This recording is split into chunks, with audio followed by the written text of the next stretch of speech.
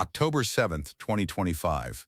Federal marshals approach a home in Utah, badges gleaming under the morning sun.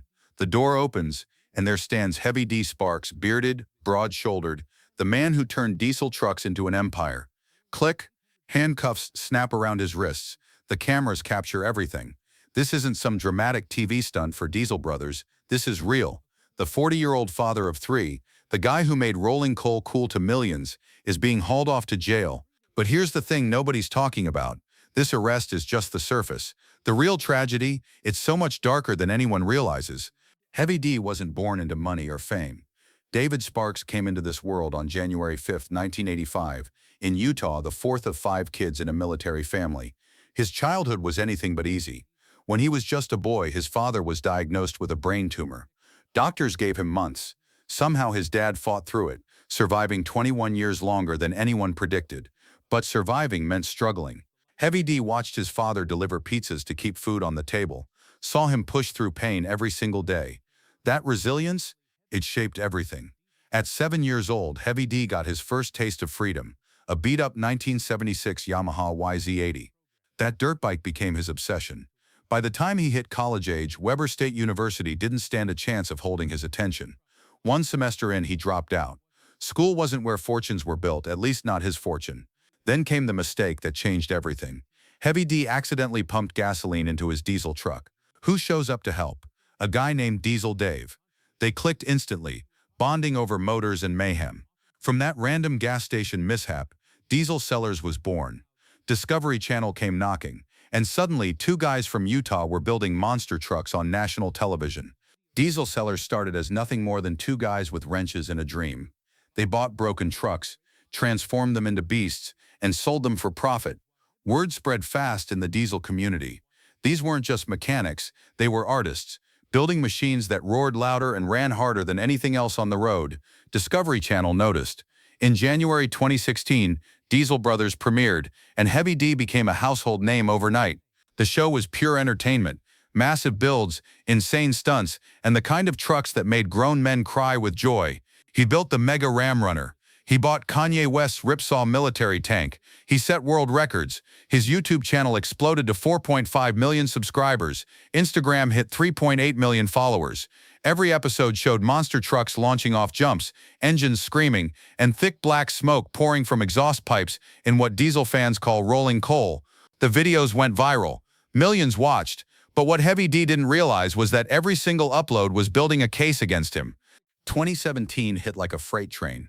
Utah Physicians for a Healthy Environment filed a lawsuit, not for thousands, not for millions, but for $114 million. They accused Heavy D and his crew of systematically removing emissions equipment from trucks and encouraging others to do the same.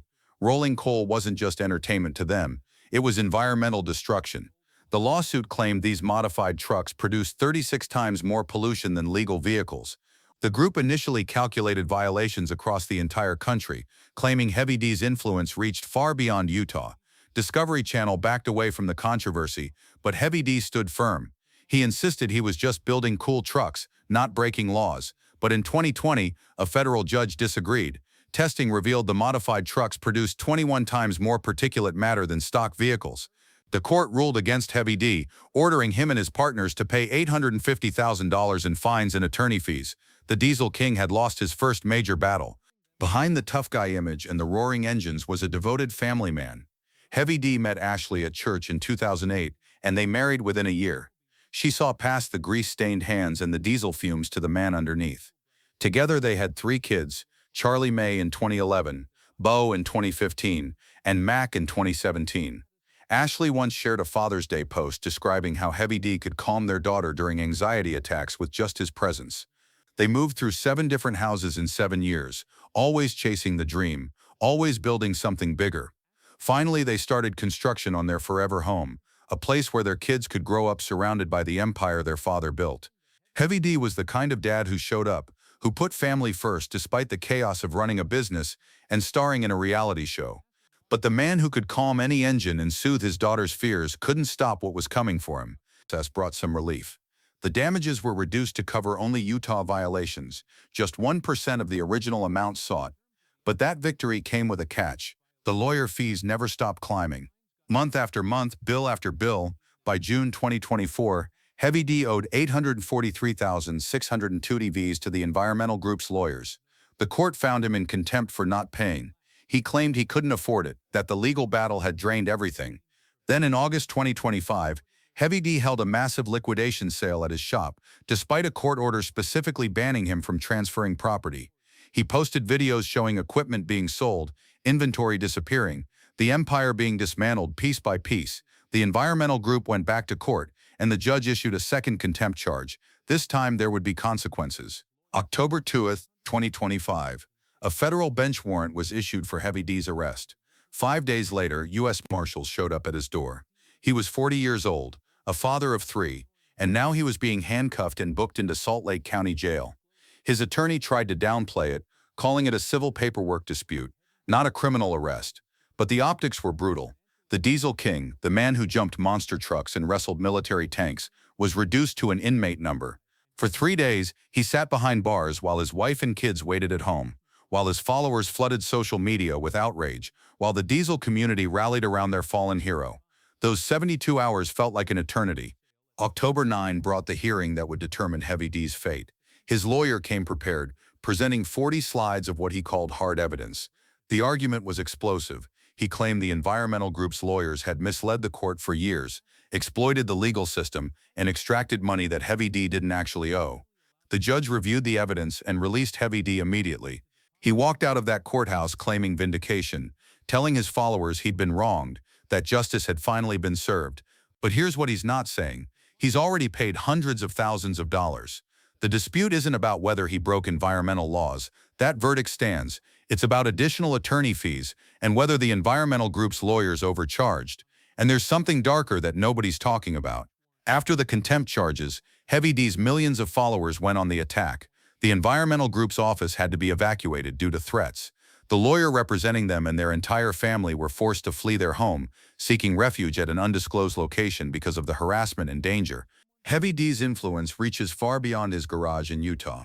Millions of diesel enthusiasts watch his every move, hang on his every word. When he modifies trucks and films them rolling coal, they do the same. When he defies court orders, they call it standing up to government overreach. His supporters flood comment sections calling environmental groups zealots, claiming this is all about control and attacking freedom. But the air quality data doesn't lie. Utah already struggles with some of the worst pollution in the nation, especially during winter inversions when smog settles in valleys and people struggle to breathe. Every modified truck pumping out 21 times the legal limit of particulate matter isn't just breaking laws, it's contributing to respiratory illnesses, childhood asthma, and premature deaths. The real victims aren't Heavy D or the lawyers. They're the communities breathing contaminated air, the kids developing lung problems, the families who can't choose to move away from the pollution. This is the real tragedy of Heavy D Sparks, a man who rose from nothing, inspired by a father who fought a brain tumor for 21 years and refused to quit. A man who built an empire from a chance meeting over a fueling mistake. A devoted husband who could calm his daughter's anxiety with just his presence. A father of 3 who wanted to give his kids everything he never had. He became a hero to millions, a symbol of American ingenuity and rebellion against bureaucracy. But somewhere along the way, he stopped listening. He couldn't admit when he was wrong. The court told him he broke environmental laws, and instead of accepting responsibility, he dug in deeper. He held liquidation sales despite court orders. He let his followers attack and threaten people just doing their jobs. And now, at 40 years old, he faces a future defined not by monster truck jumps and record-breaking builds, but by legal battles he can't win and a reputation he's destroying with his own hands. His 3 kids are watching their dad fight a war he chose, not one that was forced upon him. His father survived 21 years against impossible odds because he knew when to fight and when to adapt. Heavy D inherited that fighter's spirit, but he never learned the second part. And that's the tragedy that goes beyond heartbreaking, watching someone with everything throw it all away because admitting fault feels like surrender.